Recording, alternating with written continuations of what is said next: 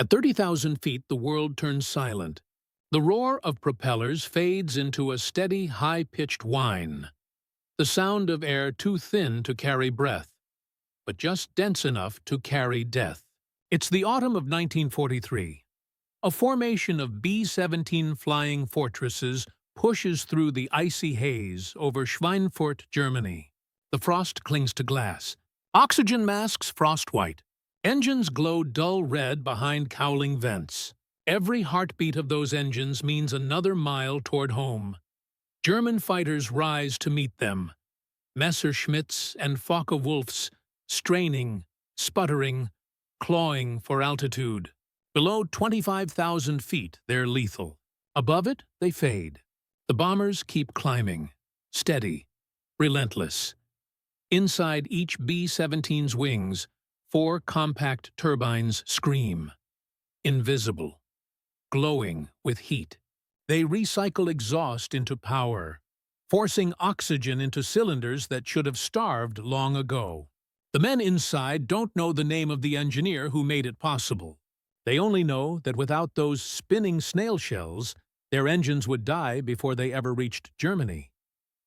2 decades earlier, the man who designed them was labeled a failure. A dreamer tinkering with broken turbines on a lonely Colorado mountaintop. His name was Sanford Alexander Moss. Long before the sound of turbo whine filled the European sky, a quiet experiment was unfolding in the thin air of the Rocky Mountains.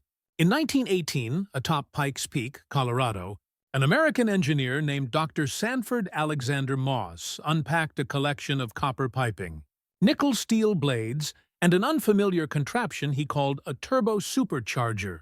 At 14,000 feet, the air was so thin that a standard Liberty V12 engine could barely idle. Moss's device promised to fix that by using the very exhaust gases that engines wasted to spin a small turbine, compressing air back into the cylinders. It worked, briefly. The engine screamed, sputtered, then roared, producing sea-level power in mountain air. Observers from the U.S. Army Air Service were impressed, but the materials of 1918 couldn't survive sustained heat and stress.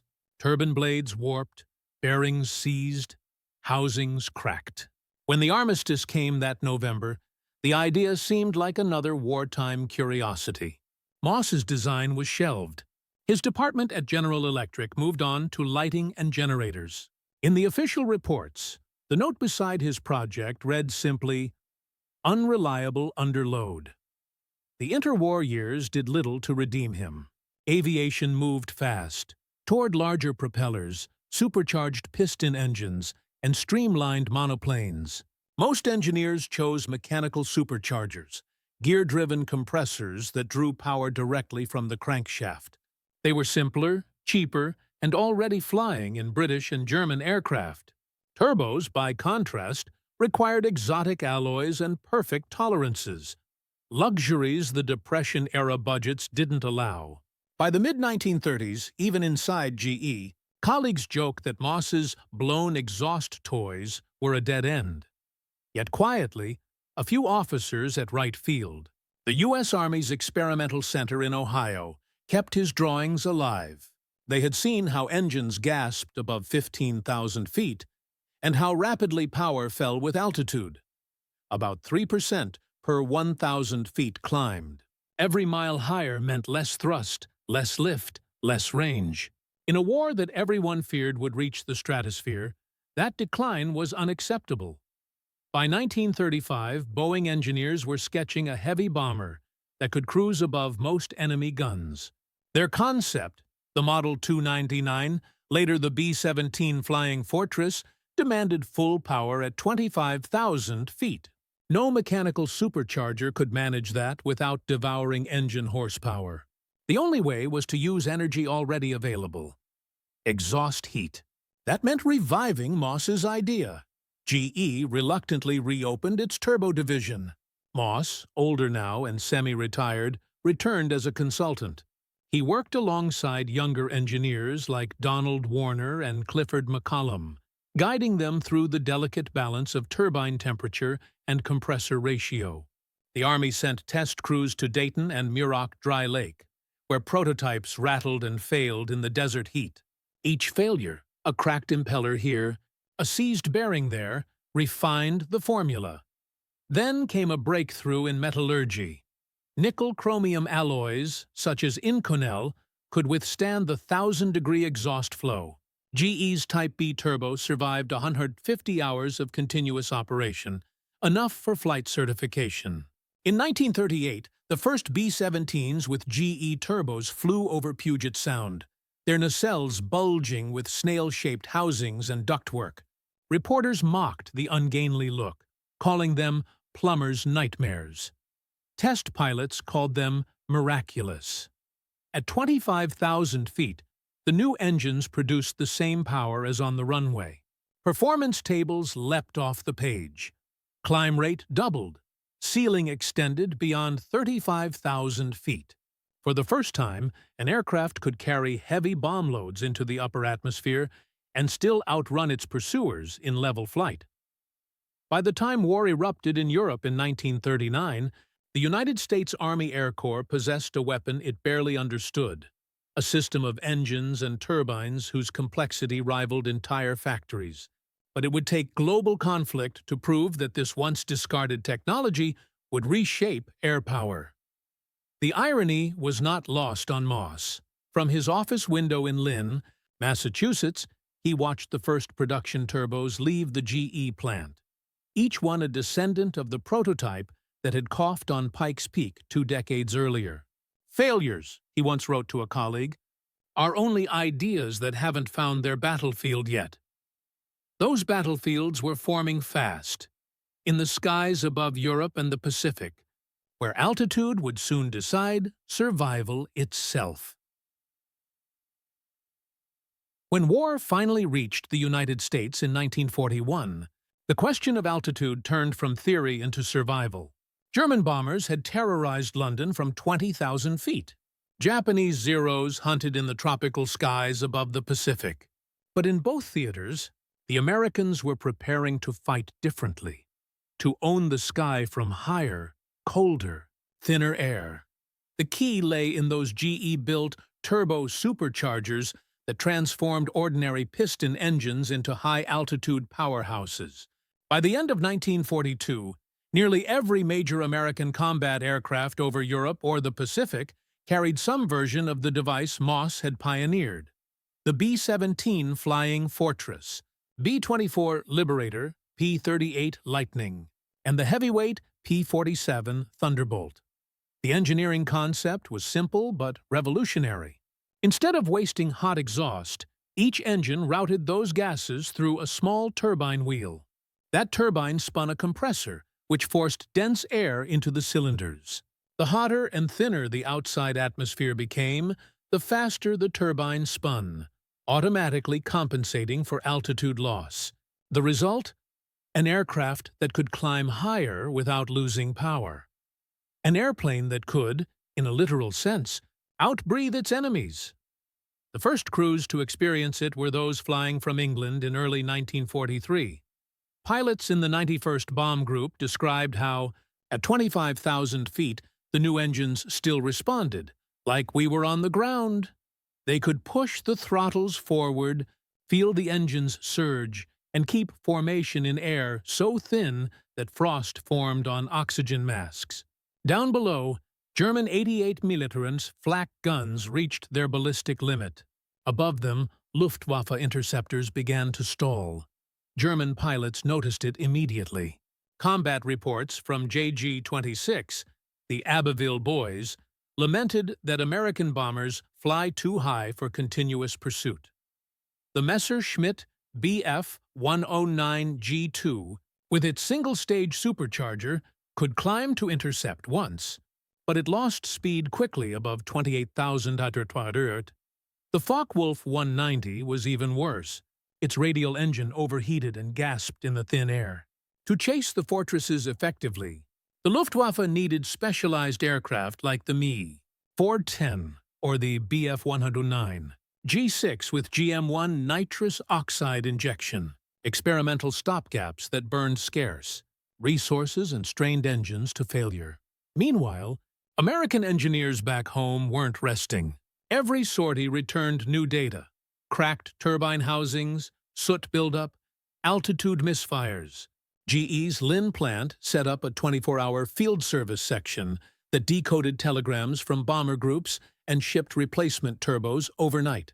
In Dayton, the Army's Air Materiel Command built altitude test chambers to replicate European cold, wind, and pressure. Problems that had haunted Moss on Pikes Peak, lubrication, heat stress, impeller balance, were solved by thousands of anonymous technicians who never left the States. By 1943, production outpaced all expectations. The GE Type B-2 turbo-powered 2,500 aircraft a month. Boeing, Consolidated, Lockheed, and Republic coordinated with GE's engineers to integrate new ductwork and intercoolers into each airframe. It was a nationwide industrial choreography. Ducts from Cleveland, manifolds from Detroit, impellers from Lynn. For every bomber engine built, 3 factories supplied parts just for its turbo system. A single B-17 required 16 separate turbine components, each heat-tested, balanced, and matched to the engine's unique signature. But the true consequence wasn't just technical, it was strategic. Altitude meant choice, to attack when and where the enemy couldn't reach. It meant daylight precision raids rather than the night area bombings of the RAF. High-altitude bombers could now strike ball-bearing plants, aircraft factories and oil refineries with Norden bomb sites calibrated for 25,000 RFT winds. It was a new doctrine: industrial paralysis from the stratosphere. Still, altitude brought isolation. At 30,000 AFT, oxygen ran thin, frost-coated gun barrels, and engines coughed if turbo governors stuck.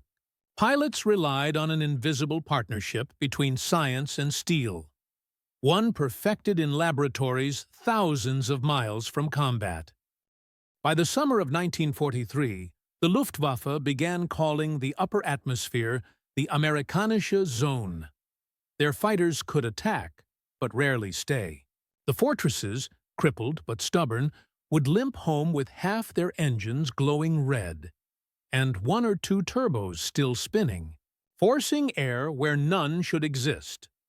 What began as a dismissed experiment on a mountain peak had become the backbone of America's high-altitude strategy. The next test would reveal whether that mechanical endurance could withstand the full fury of Germany's defenses, and whether Moss's failure could carry a nation's airmen through fire.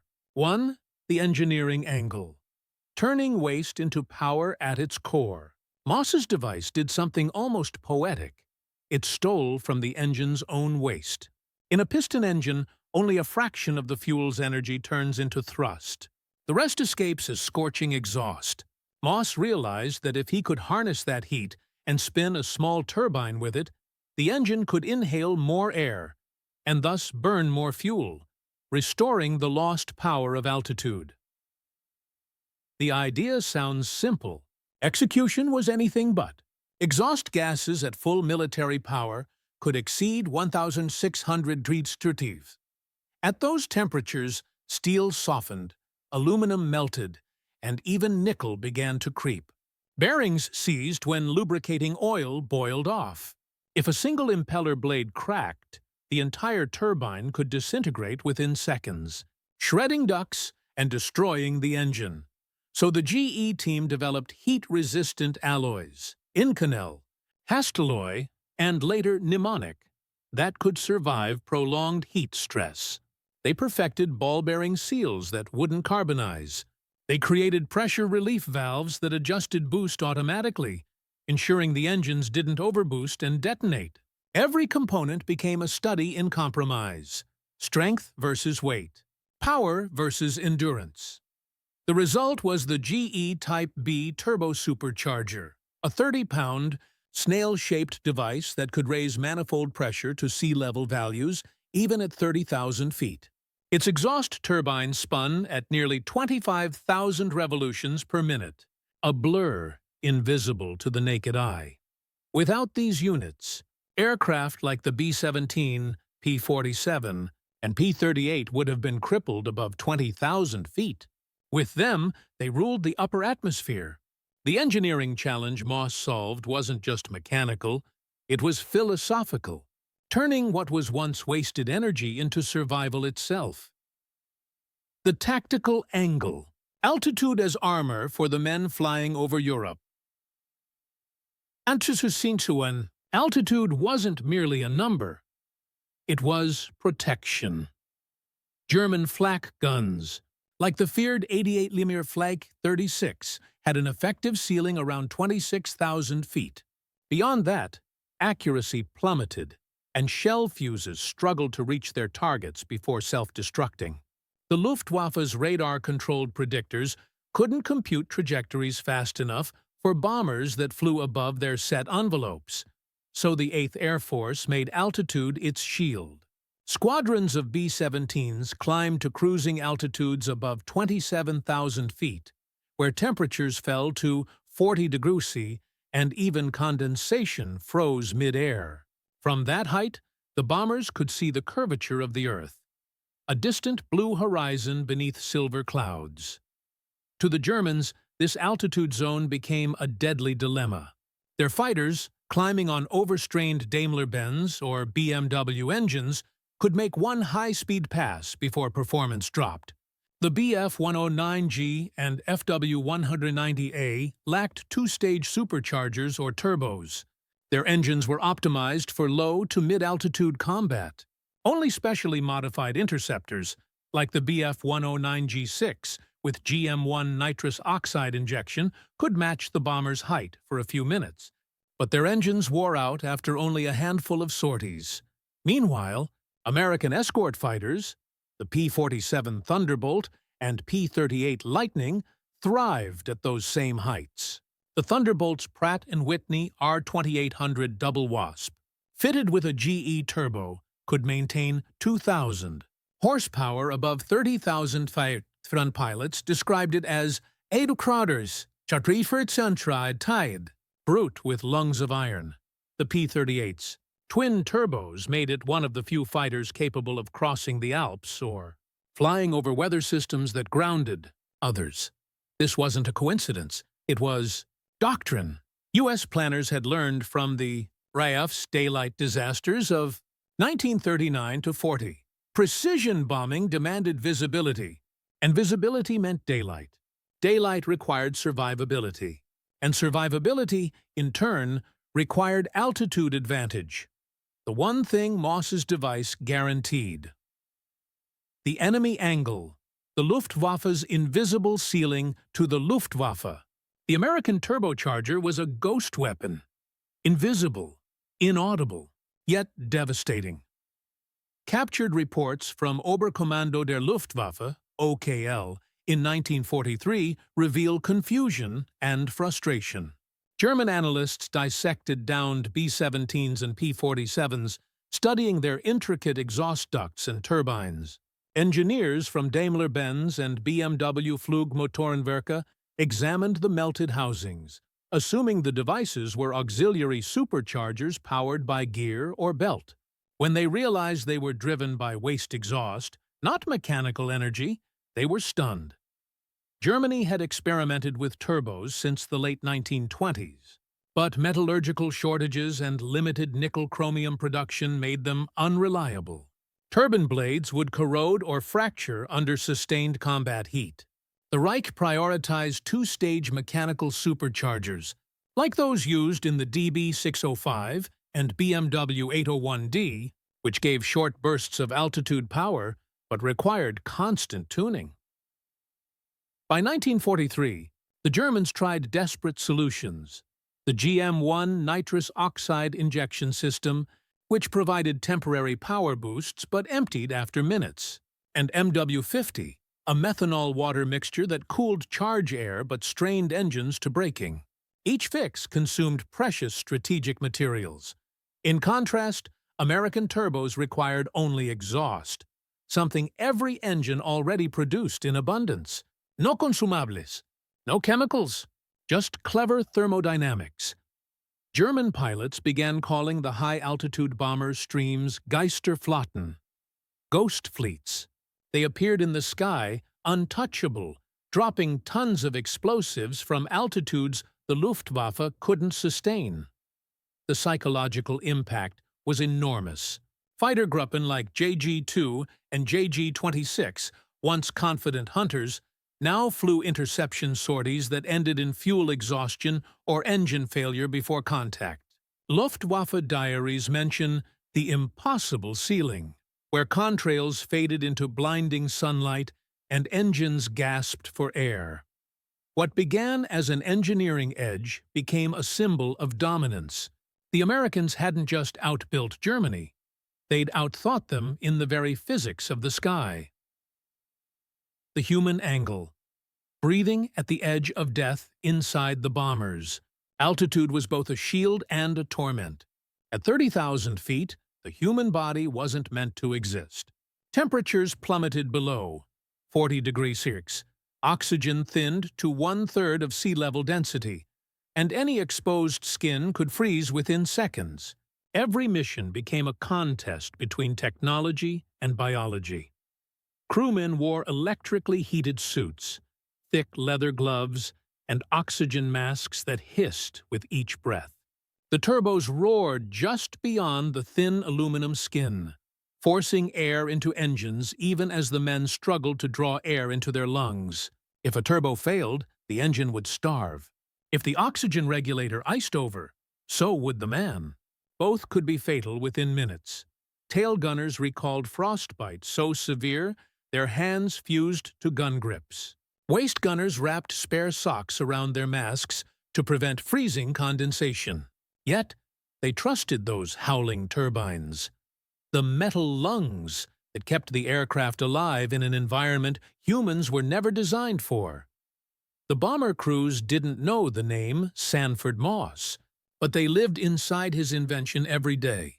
The thin line between breath and blackout, between lift and stall, was measured in the revolutions of a tiny turbine spinning at 25,000 RPM. Their survival wasn't only a matter of courage. It was physics, made possible by one man's refusal to abandon a failed idea. The industrial angle, the factory war behind. Every high-altitude mission stood a machine far larger than any aircraft, the American industrial engine. In 1940, the U.S. had produced fewer than 100 turbos per month. By 1944, General Electric's Lynn Works and its satellite plants were building more than 3,500 units monthly. GE's turbocharger production demanded a new kind of precision. Each unit contained 2,000 machined parts, some toleranced to 1/10,000th of an inch. The turbines required high nickel alloys that were scarce even by American standards. To meet quotas, GE developed its own metallurgical labs, smelting nickel-chrome steel composites in vacuum furnaces, a first in mass production. Assembly was equally intense. Women technicians, trained in wartime programs, inspected impellers under microscopes for hairline cracks. Every finished turbo underwent a red line test, 30 minutes at full exhaust temperature, spinning faster than any car engine on Earth. If a single bearing failed, the entire unit was scrapped. This process wasn't isolated to GE. Thousands of subcontractors fed the effort. Pratt & Whitney, Allison, Boeing, Lockheed, Republic, and dozens of regional foundries. The government even built a dedicated railway spur in Massachusetts to ship turbines to Midwest engine plants. It was engineering scaled to a nation's heartbeat. By the end of the war, the U.S. had produced more than 100,000 turbo-superchargers, enough to power every major American bomber and fighter above Europe and the Pacific. Moss's invention had become not just a machine, but a symbol, proof that the industrial democracy he served could match and surpass the totalitarian empires built on fear and rigidity. The higher the bombers climbed, the stranger the world became. The air was so thin that contrails etched the sky like scars. The sunlight burned white, casting long shadows across the clouds below. At those altitudes, pilots entered a realm that no generation before had ever fought in: the stratospheric battlefield. Every mission revealed new physics. Bomb trajectories shifted under jet stream winds exceeding 100 knots. Frost formed on the inside of canopy glass. Engine temperature gauges fluctuated wildly as air density changed. Crews began logging detailed atmospheric data for each mission, turning every sortie into both a raid and an experiment. The turbocharger made this possible. Without forced induction, engines would choke before the bombers ever reached the altitudes needed for precision daylight raids. With it, the Americans gained a new domain of warfare, one that merged meteorology, engineering, and courage. In the process, they forced the Luftwaffe to fight a war for which it had never prepared. The German aircraft industry, already strained by shortages, was suddenly compelled to redesign engines, fuses, and gun trajectories for an entirely new sky.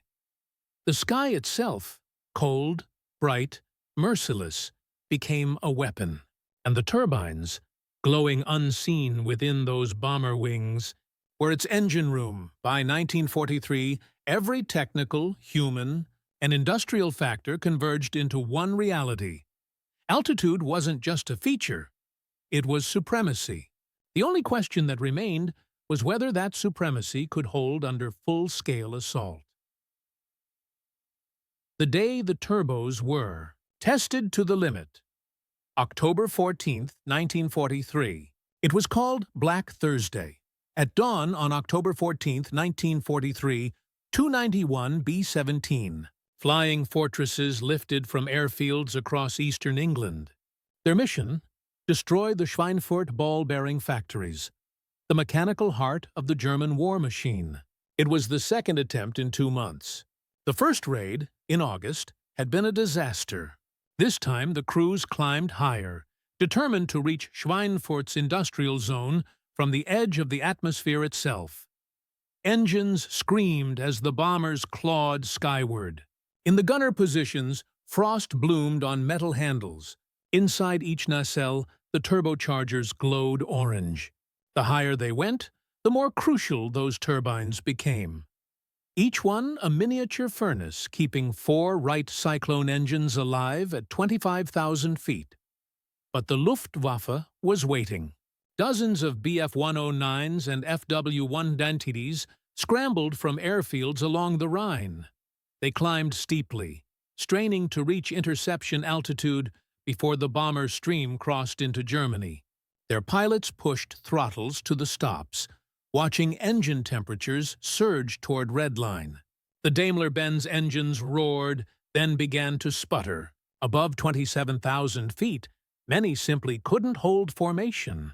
Still, the first attacks struck hard.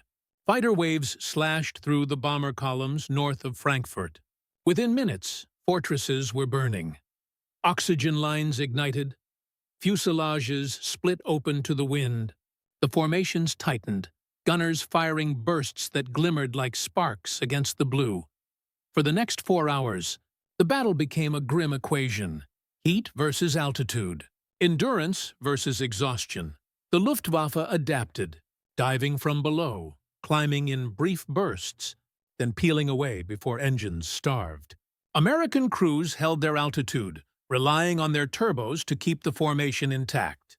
Engineers had warned that sustained high RPM operation might cause the turbines to seize, but nobody had time to think about that now.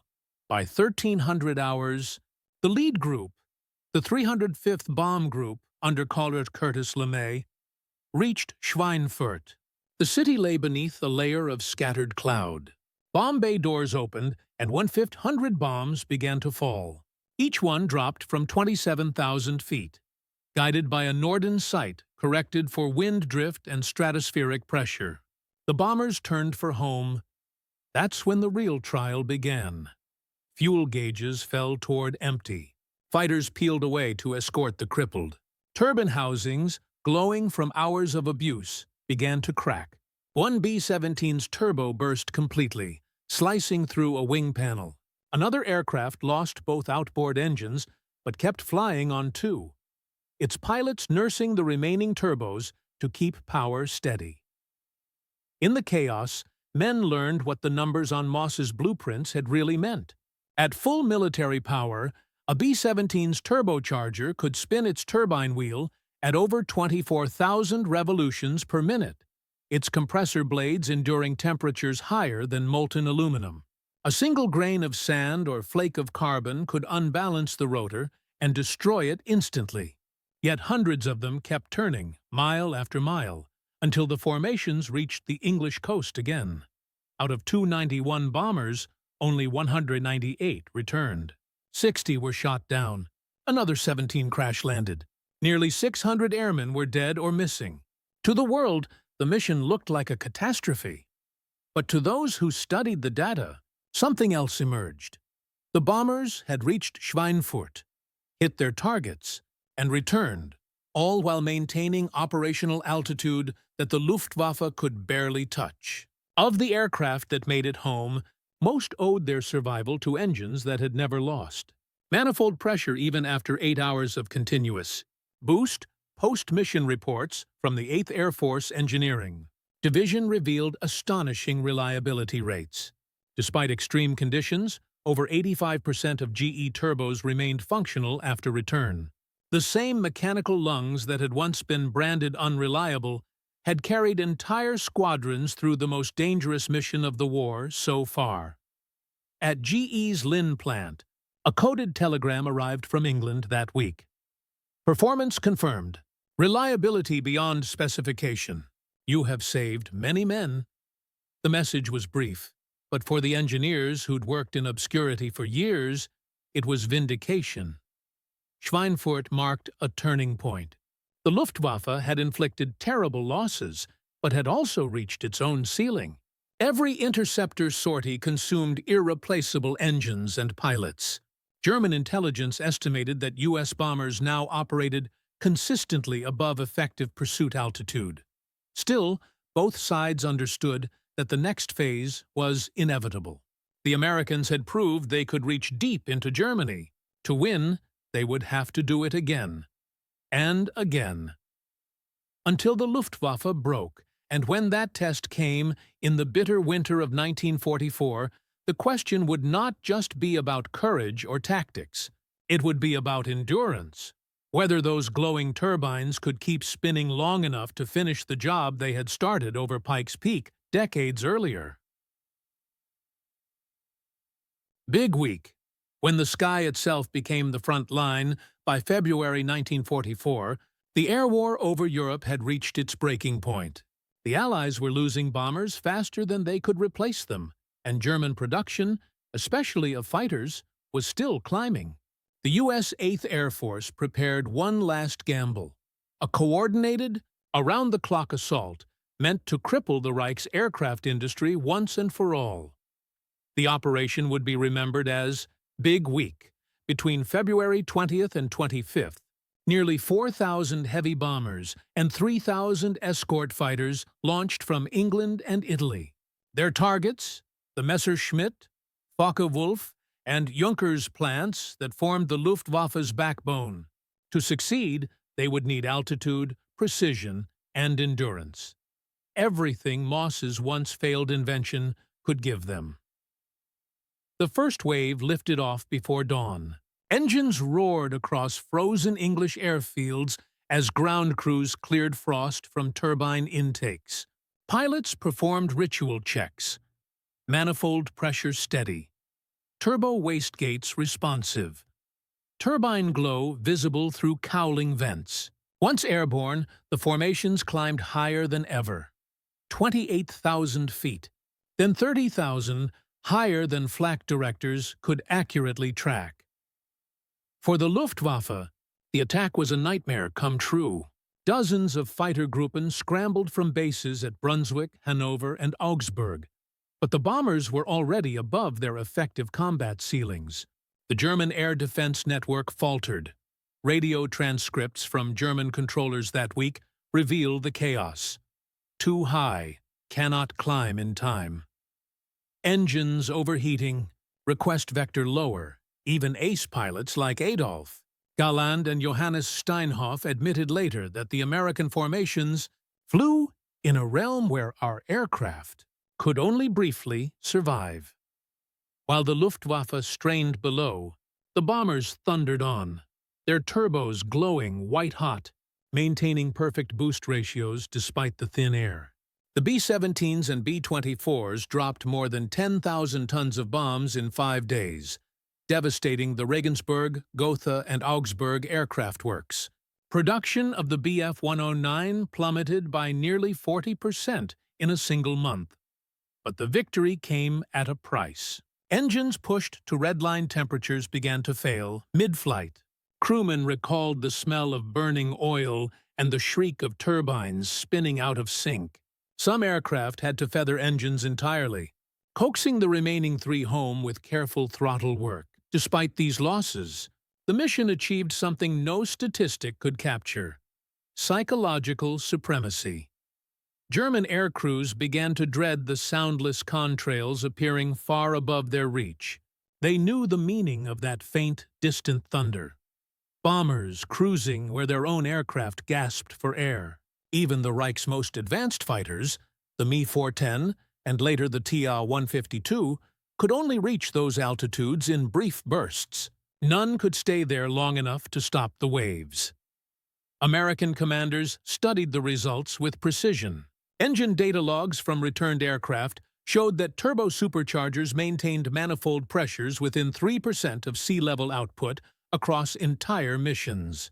Failures were rare, usually traced to combat damage rather than design flaws. Dr. Moss, now 68 years old and retired from active duty, was quietly invited to Washington that March. There, at a closed session with General Henry Hap Arnold, he was shown reconnaissance photos of Regensburg's ruins, bomber shadows still visible on the ground through the smoke. Arnold thanked him personally. "You built the lungs," he said, "that let us breathe higher than any air force in history." The impact of Big Week was immediate. Luftwaffe fighter losses exceeded 33% of operational strength. Equally devastating was the loss of experienced pilots. By spring 1944, Germany's air defense system was no longer sustainable. When the Allies launched Operation Overlord in June, the skies above Normandy belonged almost entirely to the Americans and British, and the turbocharged engines that carried them there. Every mechanical element that Moss had refined in obscurity, every bearing, every duct, every gleaming turbine wheel had found its destiny above Europe. The numbers told the story plainly. In 1939, German fighters dominated the air below 20,000 feet. In 1944, American bombers and escorts ruled everything above 25,000. By 1945, even the vaunted Me-262 jet, though faster, could not reclaim control of the upper atmosphere where the Allied fleets now roamed. When Moss read the reports later, he said little. His health was failing, and he preferred the quiet of his workshop to ceremony. But colleagues recalled a single remark as he folded the telegram from GE's military liaison. They finally understood what the mountain was for. It had taken 25 years for his Pikes Peak experiment to reach its battlefield. And when it did, it changed the geometry of air war forever. The world above 30,000 feet was now human territory. The Luftwaffe's domination had ended not with a new weapon, but with a better engine, one that could turn the very breath of the sky into strength. The Empire of Altitude. By the spring of 1944, American bombers flew through skies once thought unreachable. The war that began on the ground, with trenches, tanks, and artillery, had ascended to a new dimension entirely. The high-altitude fortress had become the symbol of Allied endurance, and at the heart of that endurance beat thousands of glowing turbines. At General Electric's Lynn Works, production floors thundered day and night. Each completed turbo was tagged with a serial plate stamped "Approved for Altitude Operations." Crates bearing these units rolled from Massachusetts to Pratt and Whitney, Allison, and Wright engine plants across the country. By early 1945, the United States had built over 125,000 turbo superchargers, more than all other nations combined. Each one told a story of collaboration. Aluminum impellers came from Cleveland, forged steel housings from Detroit, precision bearings from New York.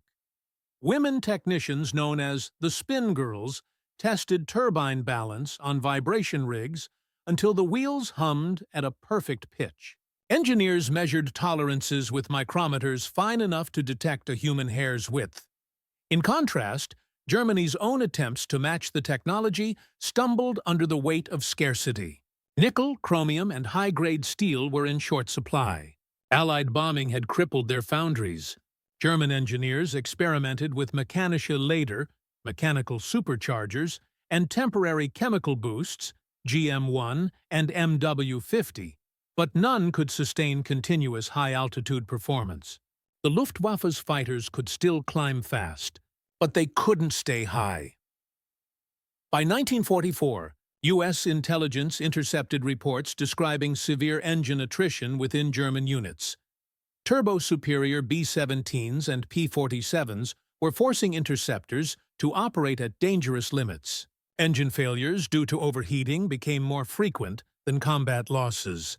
Fighter Gruppen like JG-2 Richthofen and JG-26 Schlageter reported that more aircraft were being grounded by worn engines than by enemy fire. In factories across the Reich, the irony was bitter. Allied bombs rained down from aircraft powered by the very principles German scientists had once explored and abandoned. The Reich's engineers understood the physics, but they lacked the time, the materials, and the industrial scale to catch up. Meanwhile, American innovation fed on feedback loops from the field. Each returning bomber brought engine data, logged by crew chiefs and analyzed by GE technicians. Turbine blade erosion, oil viscosity under cold stress, manifold pressure readings. Everything was recorded, graphed, improved.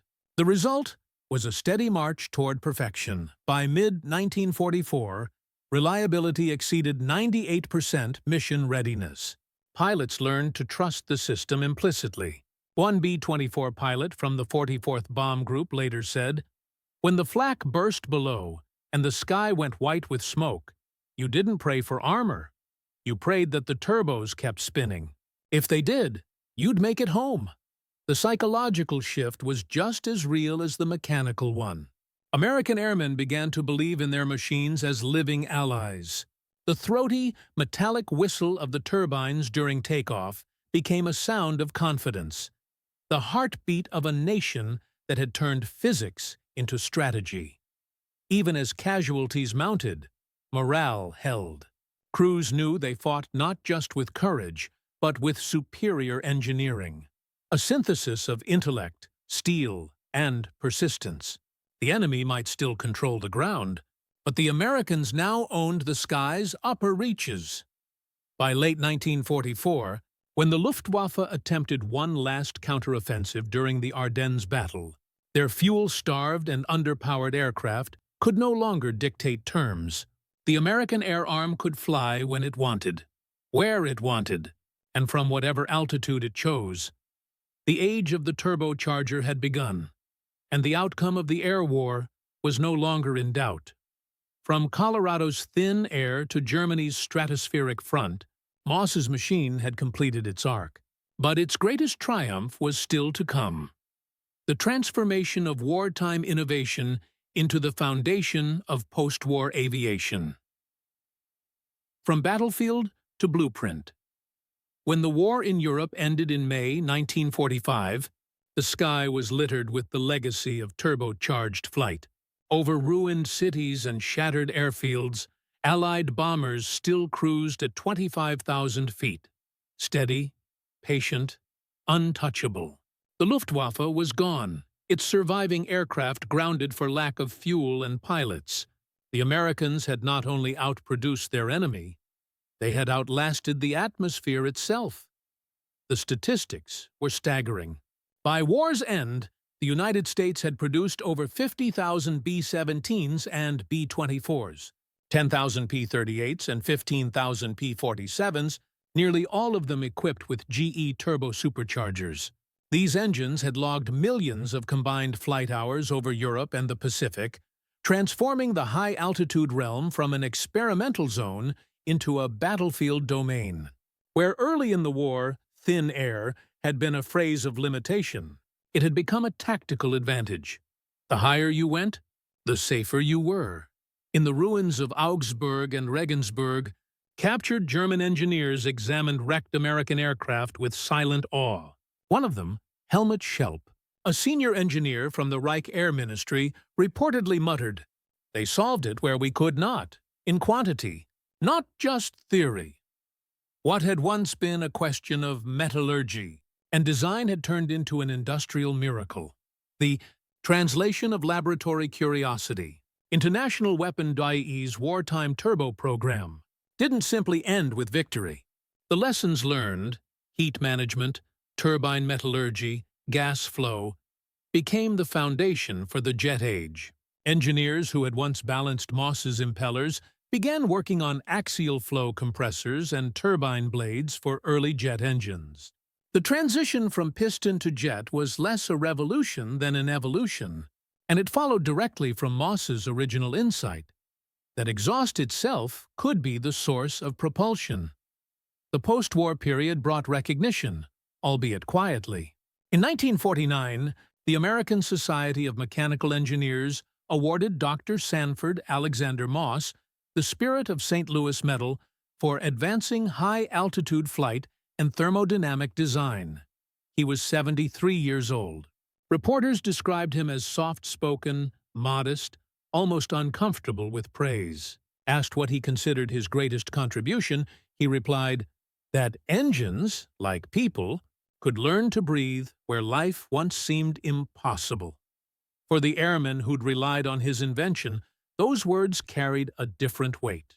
Veterans of the 8th Air Force would later tell their children how they had flown so high the world below looked curved, how frost crept over the glass, how the engine's deep metallic howl felt like a heartbeat through the fuselage. They didn't speak of thermodynamics or metallurgy.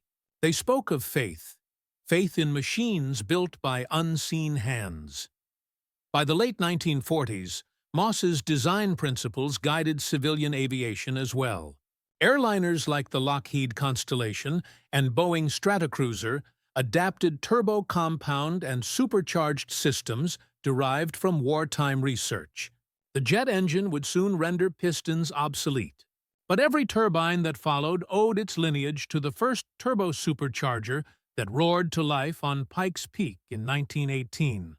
In Germany, a young engineer named Hans von Ohain, working on early jet propulsion, later acknowledged Moss's influence. "We did not invent turbo machinery. The Americans proved it could live in the air. It was a rare concession from a defeated nation, and an accurate one." The war had cost millions of lives, reshaped continents, and unleashed technologies that would define the next century. But amid the chaos, a single concept endured: that innovation born from persistence could alter the destiny of nations. A failed experiment on a frozen mountain had become the instrument through which an empire fell. By the time Moss died in 1946, aviation had already crossed into new frontiers. Yet his legacy remained not in monuments or medals, but in the steady whine of turbines, a sound that, even today, defines the modern sky, from the silent peaks of Colorado to the roaring stratosphere over Europe. His machine had done more than make engines stronger. It had proven that endurance, the will to keep refining what others call failure, can change the course of history. The story of Sanford Alexander Moss is not one of glory, but of perseverance. He never led squadrons or commanded fleets. He worked in silence, in test cells, laboratories, and mountain air so thin that even words seemed to disappear. Yet, From that silence came a sound that would echo across the century. The rising whine of a turbine turning waste into power. Moss's invention did not win battles by itself. Men still bled, aircraft still fell, and courage still decided survival. But his idea gave those men the altitude they needed to fight, the breathing space to think, and the reach to strike where the enemy could not follow. In an age when engineering was often dismissed as secondary to bravery, Moss proved that intellect could be its own form of valor. When historians later asked how the United States gained air supremacy over Europe, Nonstin Todhadridanaus, they pointed to radar, numbers, strategy. But every pilot who flew above the flak knew another truth, that their engines kept breathing long after others would have gasped. Inside every bomber wing, behind every glowing manifold, spun the quiet persistence of a man who refused to accept that failure was final. The turbo-supercharger was more than a machine. It was a philosophy. It embodied the belief that what is wasted can be reclaimed, that energy, whether mechanical or human, need not be lost. It turned exhaust into endurance, heat into hope. In the cold clarity of the upper atmosphere, Moss's principle became a metaphor for the war itself. Progress born from struggle, strength drawn from scarcity, victory built from what others discard. When a jetliner rises today through the same thin air, its engines whisper the same physics and the same defiance. The sky is no longer the limit. It is the inheritance of every engineer who dares to fail and to try again.